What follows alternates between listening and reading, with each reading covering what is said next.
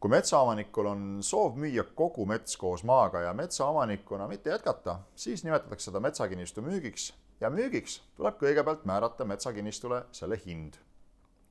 Metsamaad ei saa hinnata samadel alustel nagu näiteks elukondliku kinnisvara, kus oma osa on ka emotsionaalsel väärtusel.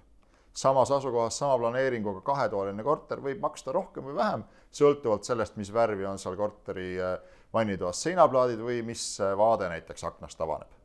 Metsaga asjad nii ei ole.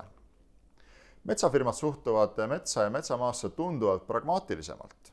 Metsamaa hind sõltub kasvukohatüübist, boniteedist, asukohast, liigipääsetavusest, seal kasva puiduliigilisest koosseisust, vanusest, mahust ja nii edasi. Igal sellel teguril on oma väärtus või kordaja. Metsafirmade jaoks on kogu metsa kohta käiv info Excelis, millest joonistub välja iga metsaväärtus antud ajahetkel.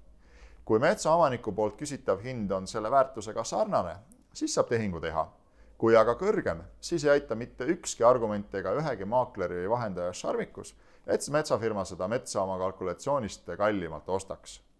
Seetõttu on eksitavad ja väärad ka kõik reklaamlaused, et igasugune vahendustegevus, oksjoni korraldamine või muu teenus on metsaomaniku jaoks tasuta.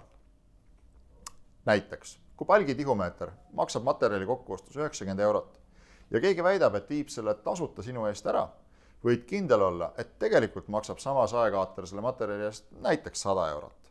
Seetõttu ei olnud teenus sinu jaoks tasuta nagu reklaamiti, vaid teenuse osutaja sai tulu mujalt, kuid siiski sinu arvelt. Kui sulle pakutakse tasuta parima ostja leidmist või muud sarnast vahendusteenust, siis võetakse see vahendustasu ostja käest. Ehk sinu rahakotti laekub selle teenustasu tõttu ikkagi vähem raha. Kui palju vähem? Seda on raske hinnata, kuid enamus vahendajaid soovivad ikka 15–50% tehingust endale. Seetõttu, kui sulle pakutakse tasuta tehingut, mille vahendustasu väidetavalt maksab ostja, siis see raha tuleb ikkagi sinu taskust ja vahendaja tegeleb eksitava reklaamiga ja kliendi petmisega. Kas tahad sellise ettevõttega tegemist teha, kes juba kliendi suhte loomisel vassib ja valetab?